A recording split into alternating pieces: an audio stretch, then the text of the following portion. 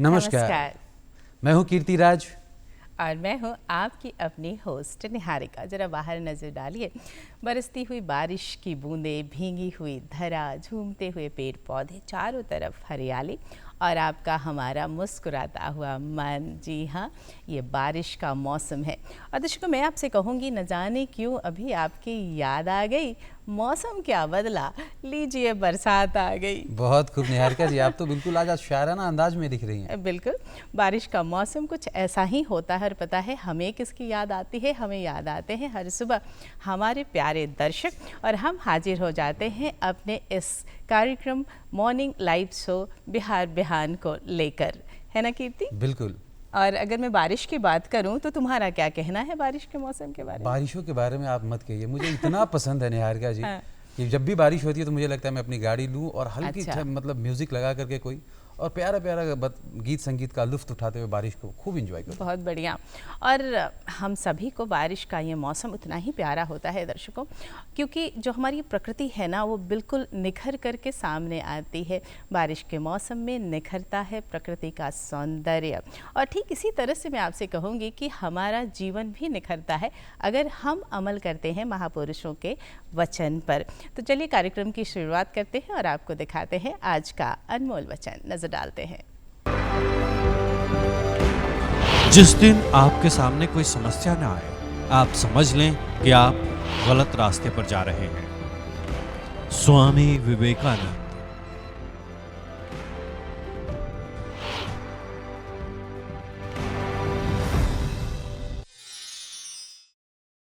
कीर्ति, जब छोटे छोटे बच्चे सुबह सुबह जब मैं आ रही थी, मैंने देखा छोटे छोटे बच्चे विद्यालयों का रुख कर रहे थे। और ये बच्चे जब अपने बस्ते के साथ विद्यालयों का रुख करते हैं तो अभिभावकों को कितना अच्छा लगता है, हम सभी को कितना अच्छा लगता है, क्योंकि ये नौनिहाल हमारे देश का भविष्य है। बिल्कुल निहारिका जी, ऐसे तो हमें संविधान ने बहुत सारी राइट्स दिए हैं, बहुत सारी हमें अपने जीने का वो मूलभूत आधार दिया है, तो बहुत सारे अधिकारी दिए हैं। बहुत सारे अधिकारों के साथ साथ शिक्षा का अधिकार एक बहुत महत्वपूर्ण अधिकार है।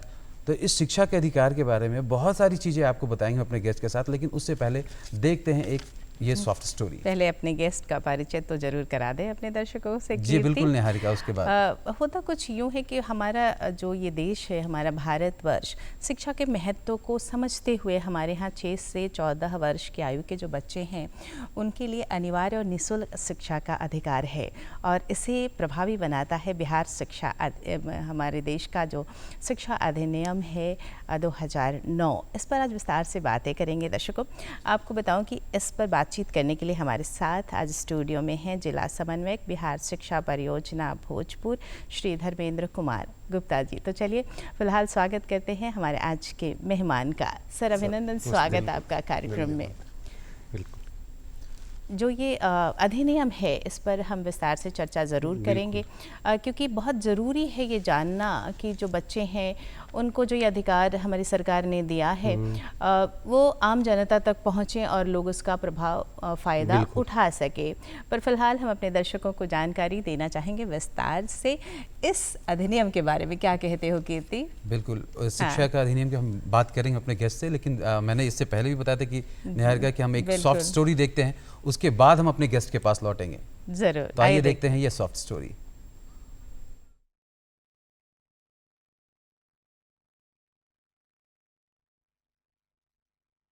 बाल शिक्षा अधिकार अधिनियम 2009 भारतीय संसद द्वारा पारित एक महत्वपूर्ण अधिनियम है, जिसे अगस्त 2009 को पारित किया गया। यह अधिनियम संविधान के अनुच्छेद 21A के तहत बाल शिक्षा को मौलिक अधिकार बनाता है और इस बात की गारंटी देता है कि 6 से 14 आयु वर्ग के बच्चों को निःशुल्क एवं अनिवार्य शिक्षा प्राप्त हो सके। इसका मुख्य उद्देश्य है कि समाज के सभी आर्थिक रूप से कमजोर वंचित बच्चों को गुणवत्तापूर्ण शिक्षा सुनिश्चित हो, जिससे उसका सर्वांगीण विकास हो सके। यह अधिनियम सभी राज्य सरकारों को बच्चों के शिक्षा के लिए अधिकृत करता है और गुणवत्तापूर्ण पहुंच उपलब्ध कराना अनिवार्य करता है। बाल शिक्षा अधिकार अधिनियम 2009 एक महत्वपूर्ण कदम है जो देश के हर बच्चे को उसके लिंग और सामाजिक श्रेणी का भेदभाव किए बिना समान रूप से ऐसी शिक्षा के अधिकार की गारंटी देता है जो उसे भारत का जिम्मेदार और सक्रिय नागरिक बनाने के लिए आवश्यक कौशल, ज्ञान, मूल्य और दृष्टिकोण प्राप्त करने में सक्षम बनाती है। इसके तहत बच्चों को पड़ोस के विद्यालय में प्राथमिक शिक्षा पूरी होने तक मुफ्त और अनिवार्य शिक्षा का अधिकार प्रदान किया गया है। इसके तहत आर्थिक रूप से कमज़ोर बच्चों के लिए प्रत्येक स्कूल में, चाहे सरकारी हो या गैर सरकारी, 25% सीट आरक्षित की गई है। बाल शिक्षा अधिकार अधिनियम 2009 के द्वारा भारत सरकार ने विभिन्न शिक्षा के स्तरों पर सामान्य बच्चों के लिए निम्नलिखित प्रावधान किए हैं। शिक्षा का अधिकार अधिनियम के अनुसार सभी 6 से 14 आयु तक के बच्चों को निःशुल्क और अनिवार्य शिक्षा का अधिकार है। कोई भी बच्चा इस उम्र में बिना किसी विवाद के शिक्षा के लिए पंजीकृत होकर उसे प्राप्त कर सकता है। यहाँ निःशुल्क का अर्थ है कि बच्चे किसी भी प्रकार के फीस या शुल्क या खर्च का भुगतान करने के लिए उत्तरदायी नहीं है। गुणवत्ता और समानता, इसमें शिक्षा के लिए मानकों की स्थापना, विशेष शिक्षा ज़रूरतमंद बच्चों के लिए सुविधाएं और शिक्षा में समानता को बढ़ावा देने के उपाय शामिल हैं। इसके तहत जिन बच्चों का प्रवेश किसी वर्ग में नहीं हुआ है, उसकी उचित आयु की कक्षा में प्रवेश देने का प्रावधान है। सरकारी प्रयास अधिनियम के अनुसार राज्य सरकारों को विभिन्न योजनाओं और कार्यक्रमों के माध्यम से शिक्षा को पहुंचाने के लिए सक्रिय रूप से प्रयास करना पड़ेगा। विशेष रूप से अधिकतम उपलब्धियों के लिए शिक्षा का विस्तार, बच्चों के लिए आदर्श शिक्षण संस्थान की स्थापना और गरीबी से प्रभावित क्षेत्रों में शिक्षा की पहुंच को बढ़ावा देना शामिल है। इसमें छात्र शिक्षक अनुपात और शिक्षकों के लिए मानक और मानदंड भी निर्धारित किए गए हैं। प्रणालीकरण और मानकों का अनुसरण अधिनियम द्वारा शिक्षा की अनुसूचित जाति, जनजाति और आर्थिक रूप से कमज़ोर बच्चों के लिए अच्छी प्रणालीकरण की गारंटी दी गई है, जिससे कि उन्हें स्कूली शिक्षा के साथ साथ अन्य सुविधाएं भी प्राप्त हो सके। बाल शिक्षा अधिकार अधिनियम 2009 की महत्वपूर्ण उपलब्धियों में से एक यह भी है कि इसने सामाजिक सुधार की दिशा में भी कदम बढ़ाया है। यह अधिनियम बच्चों के अधिकारों की सुरक्षा और उनकी संभावनाओं को मजबूती से बढ़ाने का काम करता है। यह अधिनियम न केवल शिक्षा की पहुंच को बढ़ावा देता है, बल्कि उसे समान, गुणवत्तापूर्ण और समर्पित बनाने में भी सहायक होता है। तो दर्शकों, आपने देखा ये हमारा सॉफ्ट स्टोरी। निहारिका, आपको पता है इस सॉफ्ट स्टोरी में सबसे अच्छी चीज़ मुझे क्या लगी? जो वो गांव के बच्चे साइकिल चला के स्कूल जा रहे थे ना, वो बहुत सुंदर लगा था देखने में। और खासतौर से लड़कियां, क्योंकि अब हर तबके के लोग शिक्षा के लिए जागरूक हुए हैं। और आज इसी विषय पे बात करने के लिए हमारे साथ स्टूडियो में है धर्मेंद्र कुमार गुप्ता जी। सर, आपका बहुत बहुत स्वागत है एक बार फिर से। निहारिका जी, अगर हम बातचीत की शुरुआत करें तो सबसे पहला सवाल धर्मेंद्र जी, ये जो बाल शिक्षा अधिकार अधिनियम 2009 है, इसकी मूलभूत विशेषताएं क्या हैं? यहाँ से बातचीत की शुरुआत करें, फिर हम विस्तार से और भी चर्चाएं करेंगे। बिल्कुल बिल्कुल, आपने ठीक कहा। कोई भी अधिकार अधिनियम बनता है, उसकी कुछ विशेषता होती है, उद्देश्य होते हैं। तो जो भी हमारे बच्चे हैं, उसमें से 6 से 14 आयु वर्ग के जो बच्चे हैं, उनके सर्वांगीण विकास के लिए ये अधिकार लाए गए। तो इसमें मुख्य रूप से बात ये है कि 6 से 14 आयु वर्ग के बच्चों को मुफ्त और अनिवार्य रूप से उनको शिक्षा प्रदान करनी है। और इस क्रम में जितनी भी उनके विकास के आयाम होते हैं, सारी सुविधाएं उनको देनी है। ये इनका मुख्य उद्देश्य है बाल शिक्षा अधिकार अधिनियम के। इसमें अलग अलग आप देखेंगे कि जब बच्चों को निःशुल्क शिक्षा की बात करते हैं तो कई तरह की उनको सुविधाएं, इंटाइटलमेंट की भी बात आ जाती है, वो सुविधाएं भी उनको देनी होती है। तो शिक्षा अधिकार 2009 धारा 12(1)(c) के बारे में सर कुछ बताएंगे आप? अच्छा, देखिए यूँ तो बाल शिक्षा अधिकार अधिनियम जब हुए हैं उसमें 38 धाराएं हैं, उसमें से एक सबसे इम्पॉर्टेंट 12(1)(c) की जो बात कर रहे हैं, एक्चुअली ये निजी विद्यालयों से संबंधित है जी। तो होता यह है कि हमारे समाज में डिस्क्रिमिनेशन नहीं हो, भेदभाव नहीं हो, गरीब के बच्चे, जो कमज़ोर तबके के बच्चे, वो भी निजी विद्यालयों में अध्ययन अध्यापन कर सकें। इसके लिए ये अधिनियम में प्रावधान किया गया है कि जो भी निजी विद्यालय हैं वहाँ पर इंटेक क्लास 1 जहाँ से पढ़ाई शुरू होती है, क्लास 1 का, वहाँ पर हमारे जो कमज़ोर बच्चे हैं, अलाभकारी समूह के बच्चे हैं, वो भी उसमें नामांकित हो सके। इसके लिए सरकार ने प्रावधान किया है कि 25% उनका आरक्षण हो, यानी कि यदि कक्षा 1 में किसी विद्यालय में 40 बच्चों का एकोमोडेशन है, सीट है, तो कम से कम 10 बच्चे हमारे इन समूह के रहें जो अलाभकारी हों, कमज़ोर तबके के हैं। और इसके लिए ऐसा नहीं कि निजी विद्यालयों को जो फीस लेते हैं फीस नहीं देना, इसके लिए सरकार उनको फीस देगी। ये बहुत अच्छी सुविधा आपने बताई कि जो आर्थिक रूप से कमज़ोर वर्ग के बच्चे हैं उन्हें अगर ये मौका मिलता है तो उनके लिए बहुत आसान हो जाता है अच्छी शिक्षा प्राप्त करना। तो अगर मैं बात करूं किसी बच्चे को अगर इसमें ज्वाइन करना है तो प्रक्रिया क्या है सर? कैसे रजिस्ट्रेशन करा सकते हैं, कैसे विद्यालयों का चयन करा सकते हैं? थोड़े विस्तार से बातचीत इस बारे में। जी, एक्चुअली क्या था ना कि पूर्व में तो ये ऑफलाइन पद्धति से जो जिस विद्यालय में बच्चे पढ़ने जाते थे वहाँ आवेदन करते हैं और आवेदन के बाद एक सिस्टम के हिसाब से बच्चे वहाँ जो लॉटरी के हिसाब से ज़्यादा बच्चे हो जाते सीट से तो लॉटरी के हिसाब से उनको निकाल लिया जाता। लेकिन इस प्रक्रिया में थोड़ा परिवर्तन किया गया है। वर्तमान समय में जो तकनीकी युग आए हैं तो अब सब जगह आवेदन की प्रक्रिया ऑनलाइन हो गई है। ऑनलाइन के लिए एक पोर्टल डेवलप किया गया है। उस पोर्टल का नाम है ज्ञानदीप पोर्टल। आप देख रहे हैं कि ज्ञानदीप पोर्टल के माध्यम से वो लिंक बिल्कुल सरकार के द्वारा प्रचार प्रसार करके नीचे अभिभावकों तक पहुंचाने का प्रयास किया गया।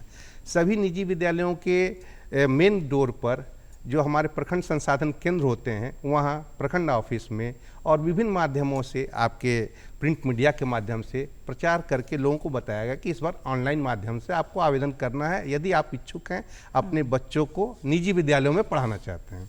क्योंकि बहुत सारे निजी विद्यालय बहुत अच्छे ढंग से पढ़ा रहे हैं और बच्चे उसमें जाना चाहते हैं और बच्चे जो जिनके परिवार की आय 2 लाख से कम है यानी कमज़ोर तबके के हैं और जो अभिवंचित वर्ग के अलाभकारी समूह के हैं उनके लिए ये सुविधा दी जाती है। उसमें ये देखने का प्रयास किया गया कि उन बच्चों के द्वारा वो आवेदन उस पर ऑनलाइन ही करें। ऑनलाइन आवेदन की प्रक्रिया में ये है कि उसमें कुछ डॉक्यूमेंट्स होते हैं क्योंकि ये निश्चित रूप से अलाभकारी समूह के हैं तो जो अनुसूचित जाति, जनजाति और बालिकाएं, डिसेबल्ड बच्चे, वो बच्चे इसमें शामिल होते हैं। तो उन बच्चों के लिए क्या होता है कि उनको सर्टिफिकेट डॉक्यूमेंट्स उसमें लगाना होता है। वो डॉक्यूमेंट्स अपलोड करेंगे। किस तरह के डॉक्यूमेंट्स की जरूरत पड़ती है जो मुख्य है? बताएं। एक है कि कक्षा 1 का बाल शिक्षा अधिकार अधिनियम में ये बनाया गया कि कक्षा 1 में न्यूनतम 6 वर्ष की आयु होनी चाहिए। तो 6 वर्ष की आयु के लिए जन्म प्रमाण पत्र और जन्म प्रमाण पत्र में भी एक बात ये है कि यदि चूँकि हमारे जो बच्चों के अभिभावक है, गरीब बच्चों के अभिभावक यदि कम पढ़े हैं, वो नहीं समय पर बना पाए हैं, तो उनको यह है कि उनके सेल्फ डिक्लेरेशन पर या जहां उनका जन्म हुआ है, जो हमारे आंगनवाड़ी सेविका है, सहायिका है, नर्स और आप कह सकते हैं यूँ कि जो नर्सेज हैं उनके द्वारा डिक्लेरेशन देने पर भी वो नाम तो उनका लिखा जाएगा, वो अपलोड हो जाएगा, लेकिन उनको 3 महीने का समय दिया जाएगा कि वो अपना जन्म प्रमाण पत्र बना लें। और आजकल तो आधार कार्ड मैंडेटरी है, गार्जियंस का आधार तो सबको सुविधा लेने के लिए देना है, तो आधार कार्ड तो उनको बनाना है, गार्जियंस को तो देना ही है, लेकिन बच्चों के लिए है कि 3 महीने के बाद उनको आधार कार्ड भी बनवा लेना है। तो इसमें जो सर्टिफिकेट चाहिए वो जन्म प्रमाण पत्र का चाहिए, आय प्रमाण पत्र का चाहिए और आवासीय चाहिए कि उस जगह पर बच्चे रहते हैं, क्योंकि निवासी हैं। हाँ, ताकि वो आसानी से आ जा सके। इसको ध्यान में रख करके ये सारे डॉक्यूमेंट्स इसमें अपलोड करने होते हैं उस पोर्टल पर। पोर्टल पर जब अपलोड करते हैं और जो भी उनको सूचनाएं देनी है वो सूचना देते हैं और साथ ही साथ उनको ऑप्शन दिया रहता है कि जिस विद्यालय में नामांकित होना चाहते हैं उस विद्यालय का वहाँ पर वो ऑप्शन डाल दें, उसका चयन करें, उसका चयन कर ले। और ऐसा नहीं कि एक ही विद्यालय का, 4-5 विद्यालय कर सकते हैं। हो सकता है कि किसी विद्यालय में उनको उसके अनुकूल सीट जितनी सीट हैं और ज़्यादा लोग उसमें पढ़ना चाहें, कोई भी होता है कि सब लोग अच्छे, लेकिन उसके बाद उसकी प्रायोरिटी में दूसरा विद्यालय कौन सा है, तीसरा कौन सा है, 4-5 विद्यालय, 5 विद्यालयों को वो ऑप्शन देते हैं। उस ऑप्शन के बाद क्या होता है कि इनको वहाँ फॉर्म सबमिट करने के बाद वो पोर्टल पर सबमिट हो जाता है। फिर इसके बाद एक लॉटरी सिस्टम से रेंडमाइज करके बच्चों को उसके हिसाब से स्कूल जो है अलॉट कर दिया जाता है। अलॉट करने के बाद क्या होता है, उन्होंने जो डॉक्यूमेंट्स अपलोड किया है उस डॉक्यूमेंट्स का वेरिफिकेशन फर्स्ट स्टेप पर विद्यालय के द्वारा किया जाता है। अच्छा, जब वो अपलोड हुआ, रेंडमाइजेशन हो गया, एक मैसेज उनके मोबाइल पर चला जाता है और जो हमारा जिला कार्यालय है वहाँ पर इसका एक नोटिस भी साट दिया जाता है कि आपका सिलेक्शन इस विद्यालय के लिए हुआ है, इस विद्यालय में आप जाकर निःशुल्क पढ़ाई कर सकते हैं। तो ये प्रक्रिया है जिसके तहत जो इच्छुक बच्चे हैं वो जो प्राइवेट स्कूल्स हैं उसमें प्रवेश ले सकते हैं, पर ये रजिस्ट्रेशन की प्रक्रिया और ये सारे कार्य करने होते हैं। कीर्ति, अगर मैं बात करूं 1 जुलाई 2024 की, तो ये दिन हम सभी के लिए खासकर न्याय व्यवस्था के दृष्टिकोण से बड़ा ही महत्वपूर्ण दिन रहा। खास, बहुत स्पेशल है। क्योंकि जो हमारे पहले कानून हैं उनकी जगह पर भारतीय न्याय संहिता, भारतीय न्याय सुरक्षा संहिता और साथ ही भारतीय न्याय साक्ष्य अधिनियम 2023 लागू हो चुके हैं। अब ऐसे में बड़ा ज़रूरी हो जाता है कि जो जनमानस है वो इन कानूनों की बारीकियों को समझे और ये जाने कि उनके हित में इसमें क्या प्रावधान किए गए हैं। दर्शकों, आपको बताते चलूं कि इसी उद्देश्य से आज कार्यक्रम में हमने अपनी दूसरे मेहमान को भी आमंत्रित किया है और आज हमारे साथ हैं श्रीमती अर्चना मिश्रा जी। आप अधिवक्ता हैं पटना उच्च न्यायालय में। मैम, स्वागत आपका कार्यक्रम बिहार बिहान में। बहुत बहुत अभिनंदन आपका। अगर मैं बात करूं भारतीय न्याय संहिता 2023 की, तो शुरुआत यहीं से करूंगी कि इसकी मूलभूत विशेषताएं क्या हैं, क्या खास परिवर्तन किए गए हैं इस भारतीय न्याय संहिता में। देखिए, अभी हम एक प्राइमा फेशी इंट्रोडक्शन इसमें, क्योंकि है तो बहुत भास्ट है लॉ जी, और जो परिवर्तन भी लाया गया है, तो ऐसा नहीं है कि अब पहले क्या था कि इसको आईपीसी दंड विधान, इंडियन पैनल दंड था।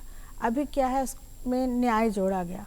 तो क्या था कि ये हमारा ब्रिटिश कालीन सेंचुरी से भी ऊपर के समय का था।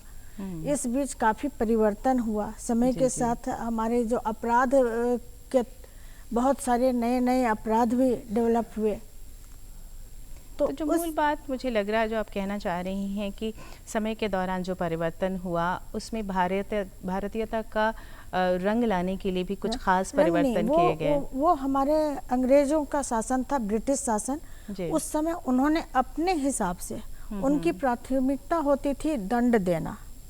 तो ऐसा नहीं है कि अभी नया जो BNS आया भारतीय न्याय संहिता, तो इसमें दंड नहीं, लेकिन इसमें न्याय के साथ जैसे कोई भी क्राइम होता है, जैसे कोई एक्सीडेंट ही होता है, तो अगर वो जो अपराधी है जिससे द्वारा हुआ उसको हॉस्पिटल पहुंचा दिया, तो उस हालत में उसकी जो सज़ा होनी, जो पहले जैसे उस हिसाब से जो सज़ा होनी थी वो सज़ा घट जाएगी। सज़ा होगी लेकिन सज़ा घट जाएगी। तो मतलब इसमें न्याय के साथ दंड। बहुत अच्छी बात आपने कही। और अर्चना जी, हम विस्तार से इस पर बातें करें उससे पहले हम एक सॉफ्ट स्टोरी अपने दर्शकों को दिखाना चाहेंगे, है ना कीर्ति? बिल्कुल। और दर्शकों, आपको बता दूं कि क्या आपको पता है कि भारत में कितनी धाराएं हैं, न्याय संहिता में कितनी धाराएं हैं? इन सब चीज़ के बारे में हम चर्चा करेंगे विस्तार से, लेकिन उससे पहले देखते हैं ये सॉफ्ट स्टोरी।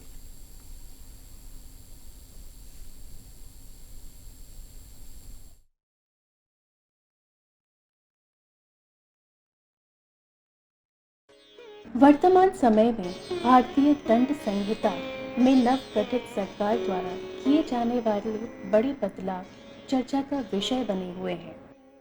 भारतीय दंड संहिता IPC भारत की आपराधिक संहिता है, जिसे पहले कानून आयोग के अनुरूप वर्ष 1860 में तैयार किया गया था। दंड प्रक्रिया संहिता भारत में आपराधिक कानून के प्रशासन के लिए प्रक्रियाएं प्रदान करती है। इसे वर्ष 1973 में अधिनियमित किया गया और 1 अप्रैल 1974 को प्रभावी हुआ। भारतीय साक्ष्य अधिनियम, जो मूल रूप से ब्रिटिश शासन के दौरान वर्ष 1872 में इंपीरियल लेजिस्लेटिव काउंसिल द्वारा भारत में पारित किया गया था। ये तो हुई इन कानूनों की जानकारी। अब बात करें बदलाव की, तो हाल ही में केंद्रीय गृह मंत्री ने लोकसभा में 3 विधेयक पेश किए, जिनका उद्देश्य ब्रिटिश शासन के दौरान भारत में लागू किए गए भारतीय दंड संहिता, दंड प्रक्रिया संहिता और भारतीय साक्ष्य अधिनियम को निरस्त कर उसमें बदलाव करना है। ये विधेयक इस प्रकार है। भारतीय दंड संहिता 1860 के स्थान पर भारतीय न्याय संहिता विधेयक 2023, दंड प्रक्रिया संहिता 1898 के स्थान पर भारतीय नागरिक सुरक्षा संहिता विधेयक 2023, साक्ष्य अधिनियम 1872 के स्थान पर भारतीय साक्ष्य विधेयक 2023। और अब बात करते हैं कि क्या है इन बदलावों की खासियत और उनकी ज़रूरत। तो सबसे पहले जानते हैं भारतीय न्याय संहिता विधेयक के बारे में। भारतीय न्याय संहिता विधेयक 2023 की मुख्य विशेषताएं। यह विधेयक आतंकवाद एवं अलगाववाद, सरकार के विरुद्ध सशस्त्र विद्रोह, देश की संप्रभुता को चुनौती देने जैसे अपराधों को परिभाषित करता है। विधेयक विशिष्ट अपराधों के लिए सजा के रूप में सामुदायिक सेवा का प्रावधान करता है, जो अपराधियों को सुधारने और जेलों में भीड़ को कम करने में मदद कर सकता है। विधेयक में चार्जशीट दाखिल करने के लिए अधिकतम 180 दिनों की सीमा तय की गई है, जिससे अभियोजन की प्रक्रिया में तेजी आ सकती है और अनिश्चितकालीन देरी को रोका जा सकता है। अब जानते हैं कि भारतीय साक्ष्य विधेयक 2023 की मुख्य विशेषताएं क्या है। यह विधेयक इलेक्ट्रॉनिक साक्ष्य की स्वीकार्यता जैसे प्रामाणिकता और विश्वसनीयता हेतु विशिष्ट मानदंड निर्धारित करता है। यह डीएनए साक्ष्य की स्वीकार्यता के लिए विशेष प्रावधान प्रदान करता है। यह विशेषज्ञ की सलाह को मेडिकल राय, लिखावट, विश्लेषण जैसे साक्ष्यों के रूप में मान्यता देता है। यह आपराधिक न्याय प्रणाली के मूल सिद्धांत, जिसका अर्थ है कि अपराध के आरोपी प्रत्येक व्यक्ति को तब तक निर्दोष माना जाता है जब तक कि उचित संदेह से परे दोषी साबित न हो जाए। और अंत में कुछ बातें भारतीय नागरिक सुरक्षा संहिता विधेयक 2023 की। यह परीक्षणों, अपीलों और गवाही की रिकॉर्डिंग के लिए प्रौद्योगिकी के उपयोग को बढ़ावा देता है। यह विधेयक यौन हिंसा से बचे लोगों के बयान की वीडियो रिकॉर्डिंग को अनिवार्य बनाता है। यह विधेयक पुलिस को शिकायत की स्थिति के बारे में 90 दिनों में सूचित करना अनिवार्य करता है। इस विधेयक के अनुसार पुलिस को 7 वर्ष या उससे अधिक की सजा वाले मामले को वापस लेने से पहले पीड़िता से परामर्श करना अनिवार्य है। यह फरार अपराधियों पर न्यायालय द्वारा उनकी अनुपस्थिति में मुकदमा चलाने और सजा सुनाने की अनुमति देता है। इन बड़े बदलावों के सकारात्मक परिणाम की उम्मीद की जाती है।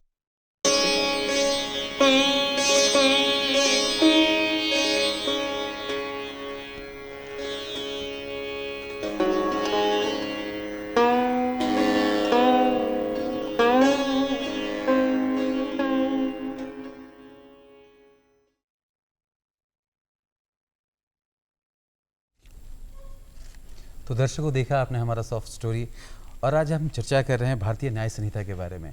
तो इसी विषय पे आज बात करने के लिए हमारे साथ स्टूडियो में है अर्चना मिश्रा जी। अभी आप बात कर रहे थे आईपीसी के बारे में और बीएनएस के बारे में, तो इन दोनों में क्या अंतर है मैम? आईपीसी और बीएनएस में अंतर है कि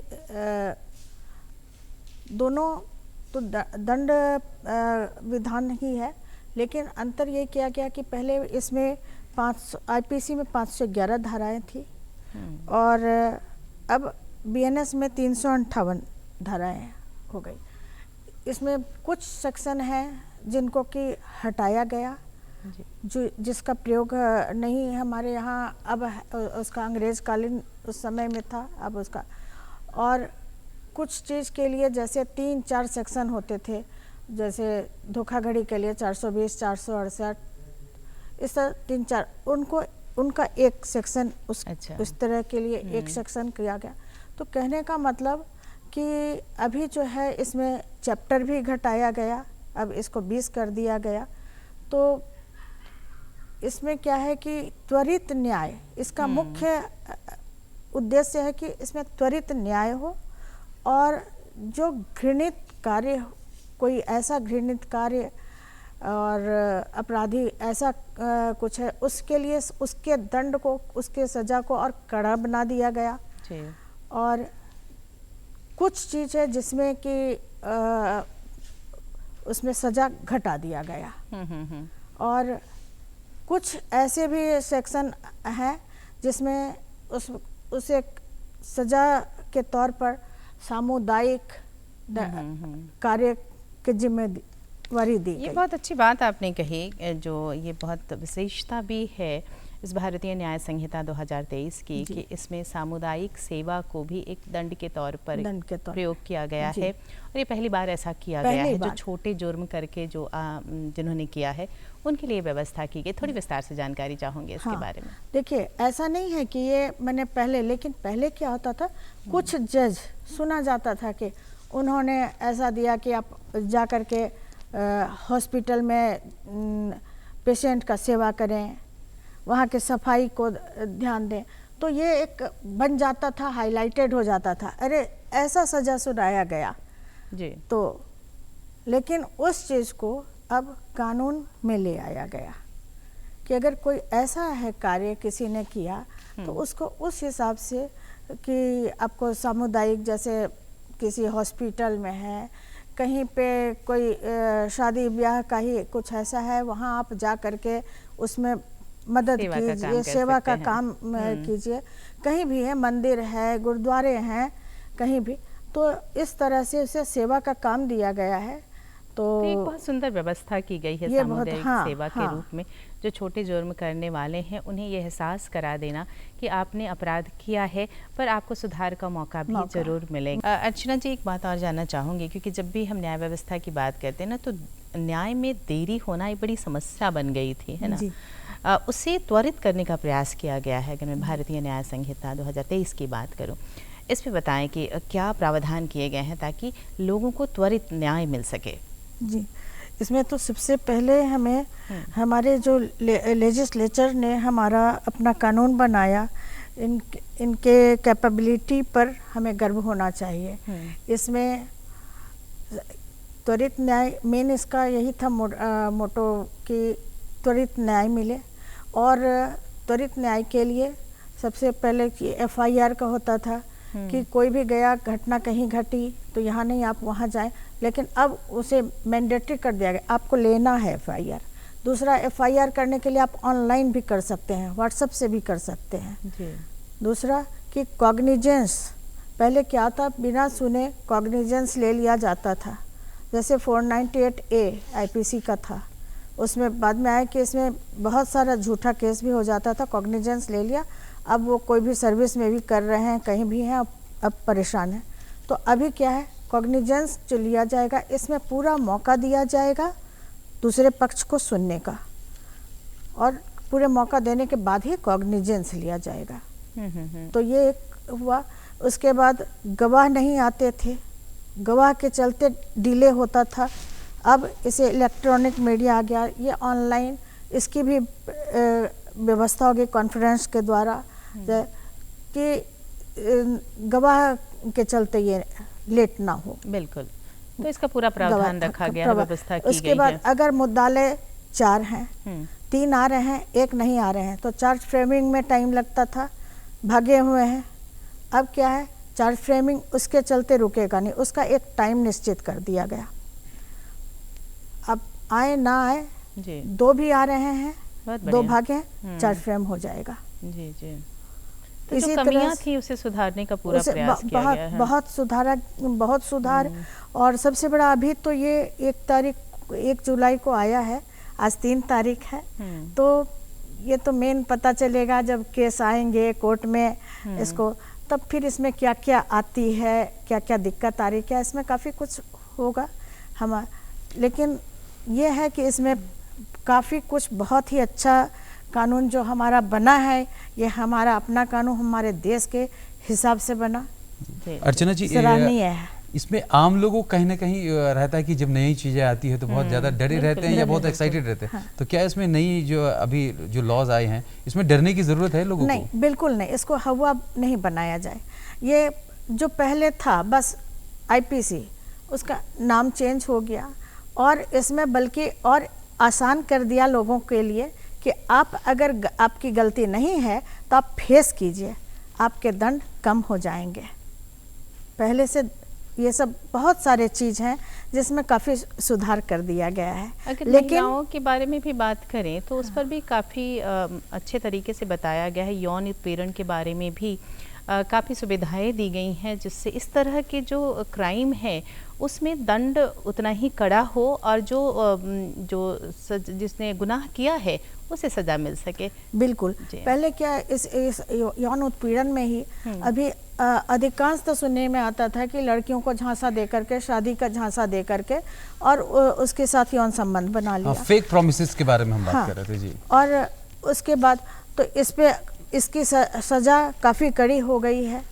ये सब जो इस तरह का हीनियस क्राइम है, घृणित कार्य है, उसमें सज़ा को बढ़ा दिया गया है। अच्छा। कहीं कहीं पर तो 20 साल आजीवन कारावास। जी जी जी। और जो माइनर के साथ कितना घटना आ रहा है, यहाँ तक मृत्यु दंड तक भी प्रावधान किया गया। तो मूल बात ताकि एक उनके लिए जो इस तरह का काम, उनके लिए डर की जरूरत, डरना भी चाहिए, बिल्कुल उनके लिए डर है। चेन स्नैचिंग ये पहले नहीं था, लेकिन अब हमारे कानून में इसको जोड़ा गया। तो मूल बात ये है कि ध्यान ये रखा गया है कि दंड के अलावा न्याय की भी व्यवस्था पूरी तरह लागू हो। आपका बहुत बहुत धन्यवाद अर्चना जी, वक्त निकालकर आज कार्यक्रम बिहार बिहान में हमसे बातचीत करने के लिए और जानकारी देने के लिए धन्यवाद आपका। और कीर्ति, अगर हम बात करें अपने कार्यक्रमों की विशेषताओं के बारे में, तो हमारा जो ये कार्यक्रम है वो बिल्कुल खास है और डीडी बिहार पर कई अन्य कार्यक्रमों का भी लगातार सिलसिला बना रहता है। अगर मैं आज के कार्यक्रमों को थोड़ा संक्षेप में बताऊं अपने दर्शकों को, तो आज आप देख पाएंगे 12:02 कार्यक्रम खुला आकाश, 1:30 दोपहर का समय है कार्यक्रम दर्पण का, और 4:30 कार्यक्रम शाम को कार्यक्रम गाँव घर। इन सभी कार्यक्रमों का लुत्फ ज़रूर उठाइएगा। पर हम अपने दर्शकों से भी कुछ गुजारिश ज़रूर करें कीर्ति। बिल्कुल ज़रूर। और अगर मैं बात करूँ अपने दर्शकों से, तो हम ये चाहते हैं कि जो हमारा ये कार्यक्रम हो उसमें निखार आए और लगातार हमारे कार्यक्रम में आपकी चाहतें जुड़ती चली जाए। और इसके लिए हम आपसे गुजारिश करेंगे कि कैसा लगता है आपको हमारा ये कार्यक्रम। आप हमें ख़त लिखें, आप हमें ईमेल भेजें और इसके लिए नोट करें हमारा पता। हमारा पता है कार्यक्रम बिहार बिहान द्वारा केंद्र निदेशक दूरदर्शन केंद्र पटना, फ्रेजर रोड पटना 800001। हमारा ईमेल आईडी है directorddkpatna@gmail.com। तो दर्शकों, आज के लिए अनुमति चाहेंगे निहारिका को और साथ ही कीर्ति को दे इजाज़त और एंजॉय करिए सुरीले नगमे।